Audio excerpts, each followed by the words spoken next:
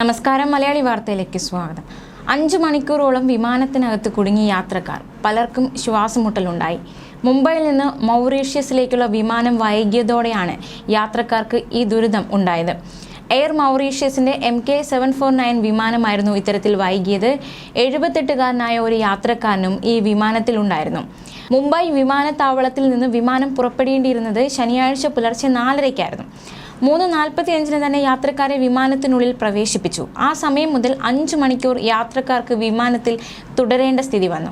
വിമാനം വൈകിയത് പെട്ടെന്നുണ്ടായ എഞ്ചിൻ തകരാറ് കാരണമാണ്. പ്രശ്നം പരിഹരിക്കാൻ കഴിഞ്ഞില്ല. മണിക്കൂറുകൾ പിന്നിട്ടിട്ടും 10 മണിയോടെ സർവീസ് റദ്ദാക്കിയതായി ക്യാപ്റ്റൻ അറിയിക്കുകയും ചെയ്തു.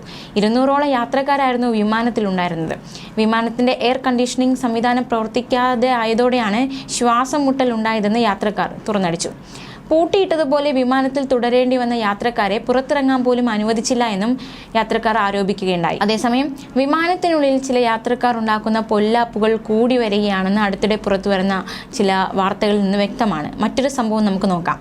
ഈ ഇടയ്ക്ക് വിമാനത്തിൽ അത്തരത്തിലൊരു സംഭവം ഉണ്ടായി. മലയാളി യുവതിയാണ് യാത്രക്കാരെയും ജീവനക്കാരെയും പരിഭ്രാന്തരാക്കിയത്. ചെക്കിംഗ് നടപടികൾ കഴിഞ്ഞ് വിമാനത്തിനുള്ളിലെത്തിയ മലയാളി യുവതി അപ്രതീക്ഷിതമായി വിമാനത്തിനുള്ളിൽ നിന്ന് പുറത്തേക്കിറങ്ങി ഓടുകയായിരുന്നു.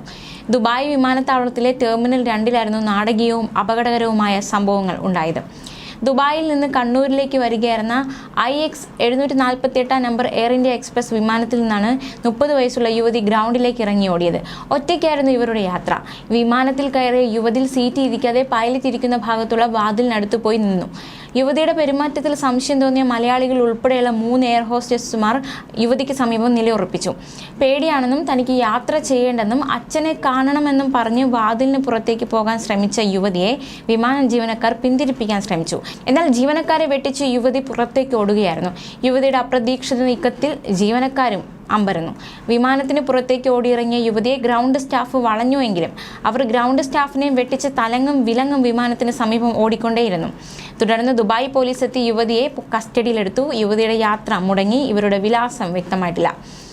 വിമാനത്തിൽ ഏറെയും മലയാളികളായിരുന്നു. അതീവ സുരക്ഷാ മേഖലയിലുള്ള യുവതിയുടെ പ്രകടനം ആശങ്ക സൃഷ്ടിക്കുകയും വിമാനം പുറപ്പെടാൻ 25 മിനിറ്റ് വൈകുകയും ചെയ്തു.